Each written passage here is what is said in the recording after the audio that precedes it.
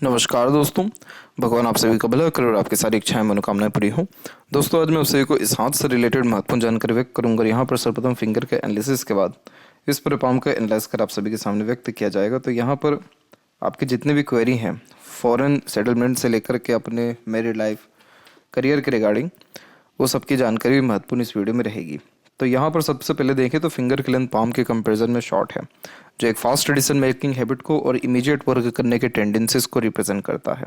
Short finger plus independent mind line ये व्यक्ति को बहुत ज़्यादा ज़िद्दी और अपने तरीके से काम करने की प्रवृत्ति देता है।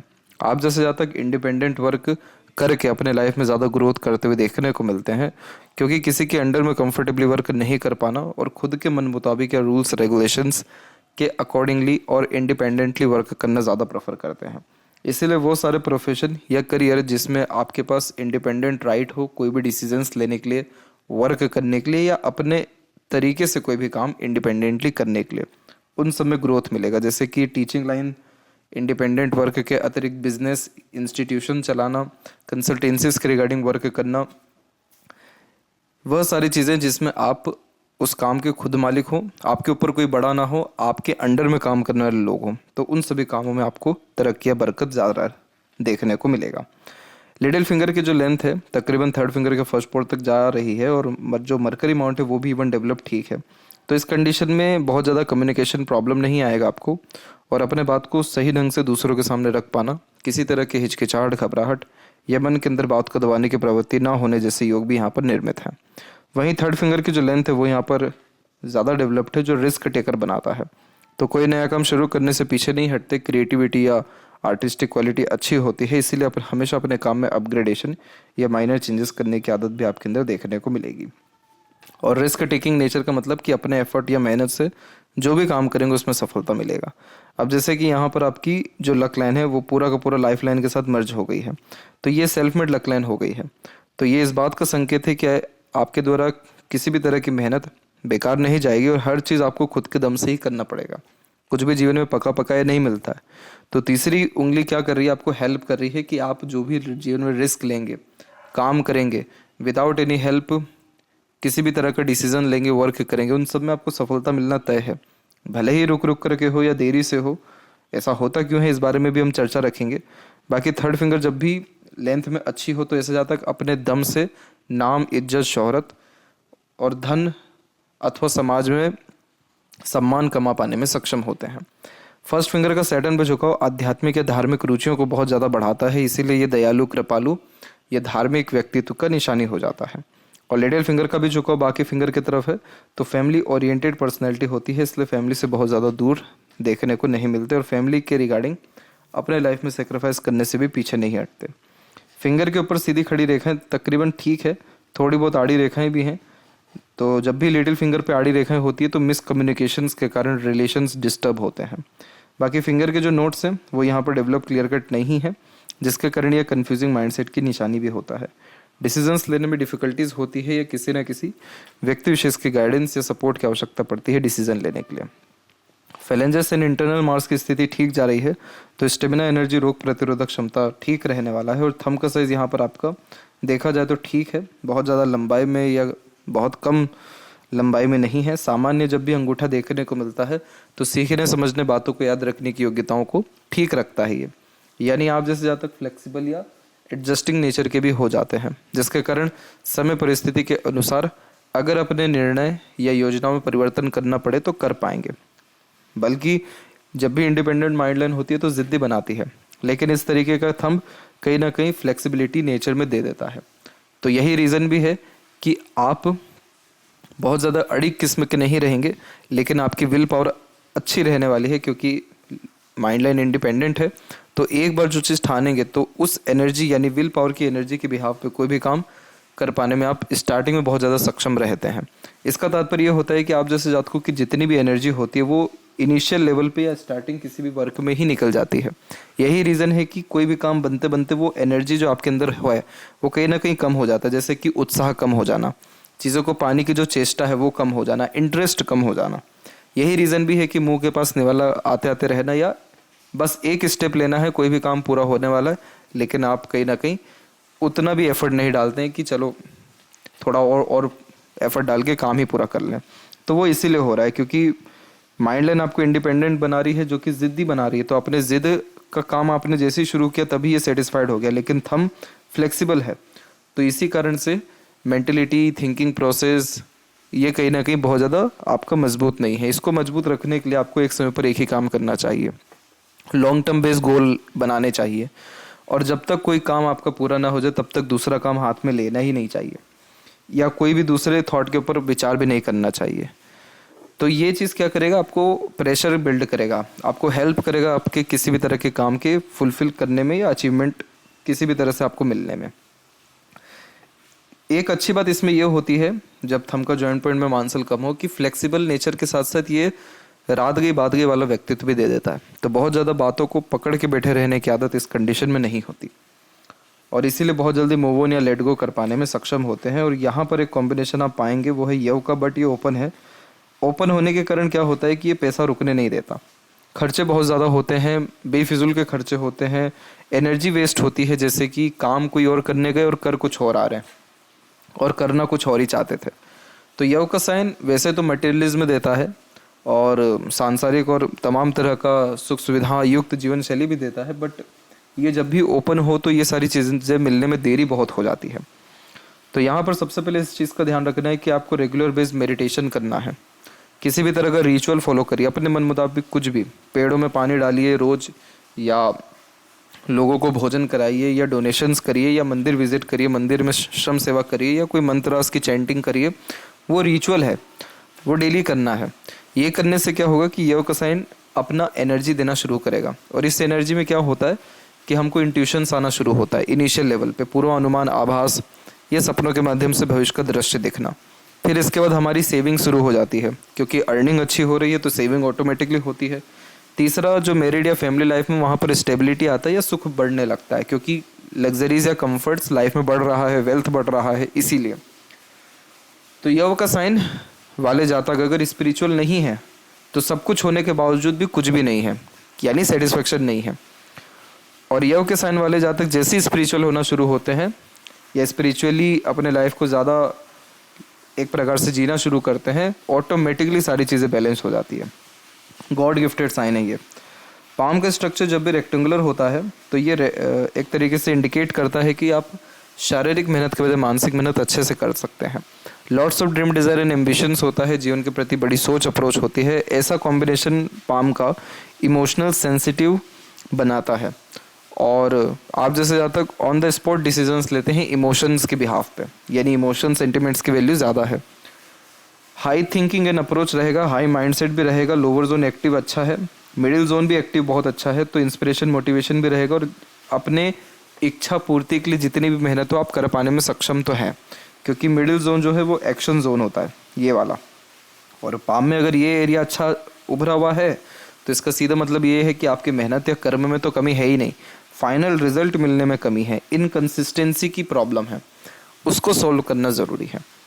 जुपिटर माउंट आपका डेवलप बहुत अच्छा है। इस तरीके का जुपिटर सोसाइटी में अच्छा status, respectful personality, knowledgeable personality और बहुत सारे लोगों की रिस्पॉन्सिबिलिटी उठा पाने में सक्षमता दे देता है। इसलिए बहुत सारे लोग आपसे उम्मीद करके आपके पास आएंगे और उनकी उम्मीद खड़ी उतरेगी, क्योंकि आप उनको जिस हद तक हो सके अपने स्तर पे सहयोग दे पाने में सक्षम रहेंगे। दूसरा, इधर पे जितनी हम आड़ी रेखाएं देख रहे हैं ये धार्मिक, आध्यात्मिक या दयालु प्रवृत्ति को बढ़ाता है, इसलिए आगे से रह करके दूसरों की मदद करना या करुणा दया अपने अंदर रखते हुए देखने को मिलते हैं। दूसरा, हम देख पा रहे हैं कि प्रोग्रेस लाइन भी है, तो ये महत्वाकांक्षी बनाता है मानसिक स्तर पे, जैसे बहुत बड़े बड़े प्लानिंग्स करना, बहुत बड़े बड़े स्तर की नॉलेज गेन करना या काम करने की चेष्टाएं रखना।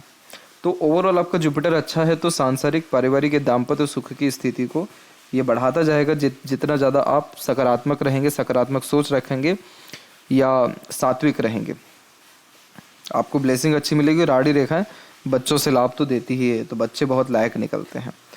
अब आपके जीवन में जो सबसे बड़ा इशू है कि हमेशा काम में देरी हो रहा है, और ये पिछले 10 साल से आप देख रहे हैं। तो यहाँ पर क्या है कि शनि की जो स्थिति है, पहली बात तो दबी हुई है, तो शनि का क्षेत्र जब भी कमज़ोर होता है तो मेहनत का फल थोड़ा देरी से ही मिलता है। दूसरी बात यहाँ पर यह है कि अभी जो आपकी लाइफ लाइन है उसमें हम एक चीज़ देख रहे हैं कि बहुत सारी रेखाएं नीचे की तरफ इस तरह से आ जा रही है, और ये सारी रेखाएं 23 24 के एज से शुरू हुई है और इनका एंडिंग पोजीशन 34 का आ रहा है। तो ये साफ साफ दिखा रहा है कि आपकी लाइफ में प्रोग्रेस भी हुआ, लेकिन प्रोग्रेस के जस्ट पहले या बाद में नुकसान भी होता गया। तो जितना प्रोग्रेस हुआ वो वापस से नुकसान में एक तरीके से कवर हो गया। तो लाइफ कहीं ना कहीं अप डाउन रही, लेकिन स्टेबल नहीं रही अभी तक आपकी। तो 34 के एज में ये लास्ट जो रेखा जा रही है ये सब वरी लाइन है, और ये भी वरी लाइन है। इसके अलावा ये जितनी भी हम देख रहे हैं सब वरीज लाइन है, जो इंडिकेट करती है कि कुछ अच्छा होगा तो बुरा भी होगा, जितना प्रोग्रेस होगा उतना डिक्लाइनेशन भी होगा। तो इस कंडीशन में बहुत ज़्यादा कोई achievement, success, growth, mental peace, ये सारी चीज़ें नहीं मिलती है। तो अपने एफर्ट से भी जब बहुत ज़्यादा लाभ ना मिले तो ऐसे कॉम्बिनेशन आते हैं जो एक तरीके से स्टक से कर देते हैं, जो प्रोमिनेंटली ग्रोथ नहीं दे पाते हैं। अब जो है इसके बाद में आपकी 36 के एज के लमसम में एक प्रोग्रेस लाइन निकली है, और इस प्रोग्रेस लाइन के बाद में जो आपकी लाइफ लाइन है पूरी की पूरी चंद्र की तरफ मुड़ गई है। तो यानी 36 के एज में आपका फॉरेन ट्रेवलिंग या बर्थ प्लेस से दूर सेटलमेंट या बाहर से कोई ना कोई अपॉर्चुनिटी डेफिनेटली आने वाला है। और ये कैसे आएगा? अपने खुद के एफर्ट से, क्योंकि सेल्फ मेड लक लाइन, इस चीज़ को ध्यान रखिएगा। सेल्फ मेड लक लाइन वो भाग्य रेखा होती है जो कन्फर्मेशन देती है कि आपके द्वारा किया गया मेहनत, प्रयत्न, प्रयास या कोशिश बेकार नहीं जाएगा, फल मिलेगा उसका। तो यहाँ पर आप अगर कहीं पे अप्लाई करते हैं जॉब के लिए अपने फील्ड से रिलेटेड, या बाहर में किसी तरह की अपॉर्चुनिटी को तलाशते हैं, तो वो आपको 36 के एज में फलित हो जाएगा। फलित होने का तात्पर्य कि वो उम्र ही ऐसी रहेगी आपकी 36 की पूरी कि जो काम में हाथ डालेंगे, जो काम करने का कोशिश करेंगे, उसमें काम बन जाएगा, सफलता मिल जाएगा, अपॉर्चुनिटी आ जाएगा। अब इसके बाद जो आपकी लाइफ लाइन चेंज हुई है, तो इसने क्या किया है कि लाइफ लाइन पूरी की पूरी लक लाइन से मर्ज हो गई है। तो ये सेल्फ मेड लक लाइन का कॉम्बिनेशन आ गया है कि जीवन में आप अगर किसी का भी हेल्प लेंगे तो वो काम नहीं होगा या बहुत देरी से होगा। अगर सारे काम खुद के दम से करेंगे, यानी जीरो से शुरू करेंगे, तो वो काम की शुरुआत में तकलीफ ज़रूर आएगी, लेकिन एंडिंग प्रॉपरली हो पाएगी। और आप अपने पास्ट को उठाइए, देखिए जिन सारे कामों में आपने किसी की हेल्प नहीं ली उसका एंडिंग अच्छा हो गया, वो काम पूरा हो गया। और जिन जिन कामों में किसी की भी अगर हेल्प ले ली तो वो नहीं हुआ। क्यों ऐसा? क्योंकि ये सेल्फ मेड लक लाइन का ही कॉम्बिनेशन है। अगर इसमें मून लक लाइन ऐड होता तब दूसरों के सहयोग से आपको लाभ मिल सकता था, लेकिन सेल्फ मेड लक लाइन वाले जहाँ तक अगर किसी और पर डिपेंडेंट हो गए तो उनका भाग्य खत्म हो जाता है। तो ये चीज़ को एक्सेप्ट करना, समझना और इसी के बिहाफ पे एक्शंस लेना बहुत ज़्यादा ज़रूरी है। यही रीज़न है कि आपको अधिकतर काम सीक्रेटिव वे में करना चाहिए, किसी को बताना नहीं चाहिए, अपने खास से खास को भी नहीं बताना चाहिए कि आप करने क्या वाले हैं, क्या करने की सोच रहे हैं। आपने जैसे ही बता दिया वो चीज़ ख़त्म, वहीं के वहीं वहाँ से दिक्कत शुरू हो जाएगा। तो ये सबसे मेन की पॉइंट है आपके लक लाइन को। इस चीज़ को आप जिस दिन समझ गए उस दिन से दुनिया आपकी मुट्ठी में हो जाएगा, क्योंकि आपकी जो लक लाइन है वो माइंड लाइन पे ही रुक रही है। और माइंड लाइन किसका कारक है? खुद के बुद्धि, विवेक, ज्ञान या निर्णयों का।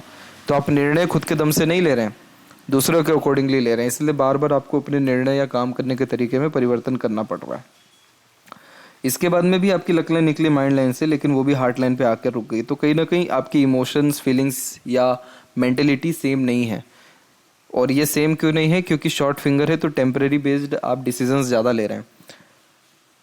आज से 5 या 10 साल बाद का सिचुएशन उठाइए कि आप क्या अपने आप को देखना चाह रहे हैं, क्या करना चाह रहे हैं, और उसके बिहाव पे जो जो डिसीजन ठीक लग रहा है, जिसमें सेक्रीफाइस आपको करना पड़ रहा है आज के टाइम पे, आप करिए। तो ये चीज़ दो आपको हेल्प करेगा, दो चीज़ों में आपको प्रोग्रेस देगा। पहला तो ये कि आपकी लक लाइन बहुत स्ट्रेट हो जाएगी, एकदम प्रोमिनेंटली आगे बढ़ते रहेगी, जिसके कारण से करियर स्टेबिलिटी से लेकर के किसी भी काम में सेटिस्फेक्शन, पीस, हैप्पीनेस सब आएगा। दूसरा, आपका जो फाइनेंस है वो बहुत इंक्रीज हो जाएगा, जिसके कारण यव का चिन्ह भी कंप्लीट हो जाएगा और मनी ट्रायंगल भी पूरा कंप्लीट हो जाएगा, जिससे पैसा आएगा, रुकेगा या बचेगा। बस ये 2 चीज़ करना है। सैटर्न जब भी दबे हुए रहते हैं, सुबह उठने में तकलीफ होती है, किसी भी काम की शुरुआत में भी दिक्कत आती है, एंड में तो दिक्कत आती ही है, और कहीं ना कहीं लेजीनेस इंक्रीज हो रहा होता है। इस चीज़ को ठीक रखने के लिए सुबह जल्दी उठ प्राणायाम के साथ साथ वॉक करना, या डेली वॉक पे ही जाना सुबह जल्दी उठ के, तो ये आपके अंदर की एंजाइटी को ख़त्म करेगा।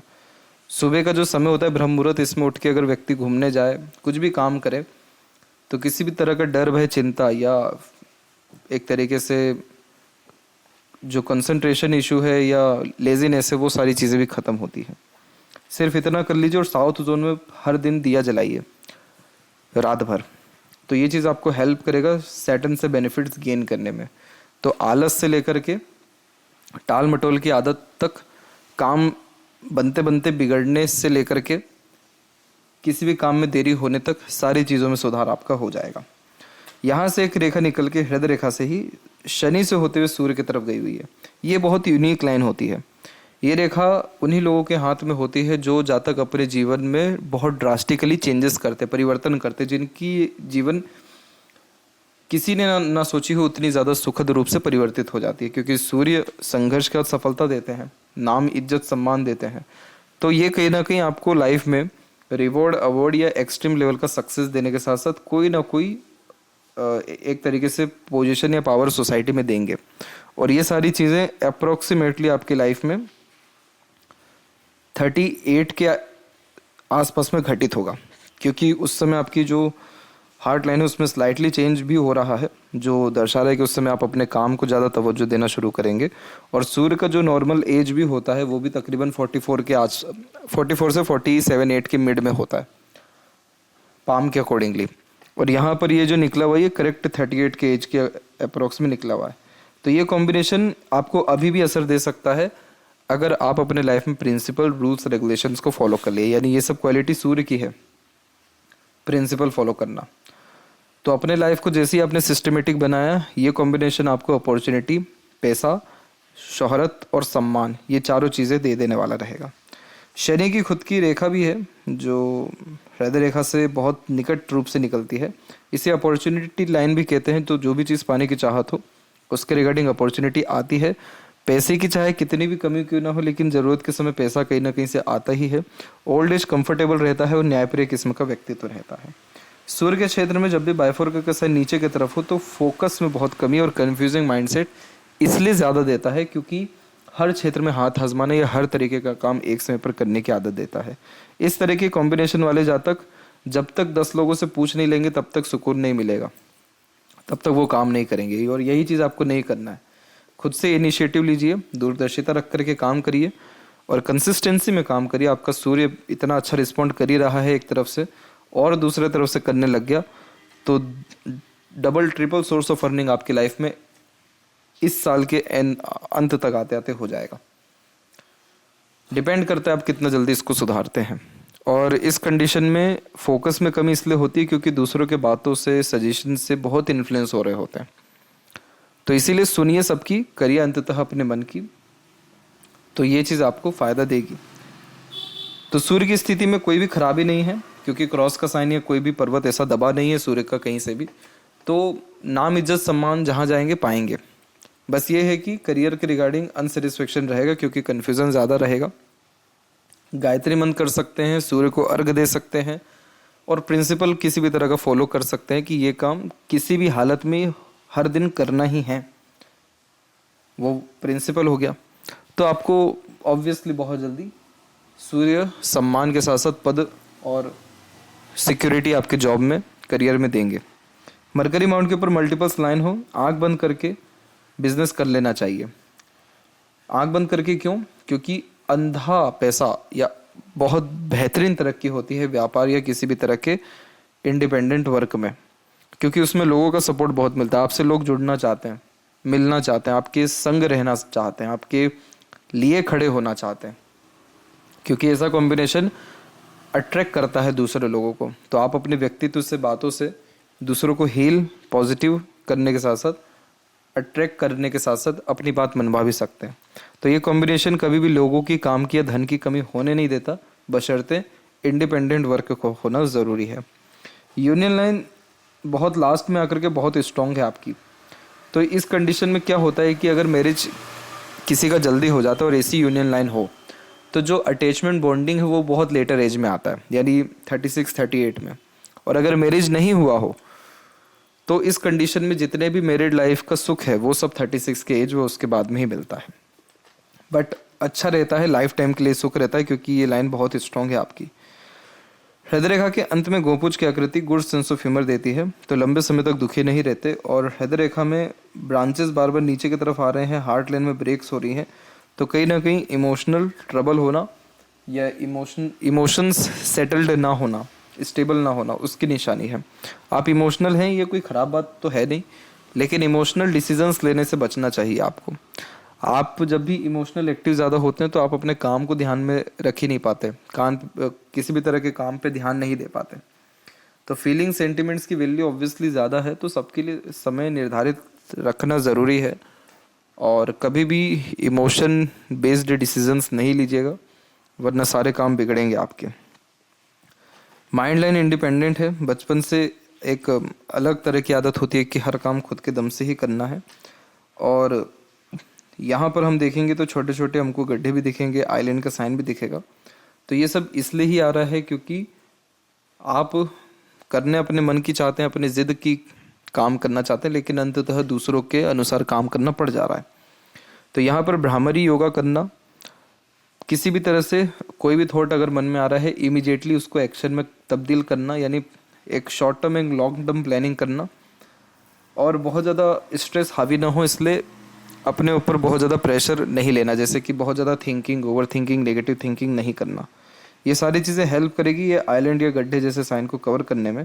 और माइंड लाइन स्ट्रेट है तो इस कंडीशन में टू द पॉइंट बात करना, स्ट्रेट फॉरवर्ड नेचर रखने से ही ज़्यादा लाभ मिलता है।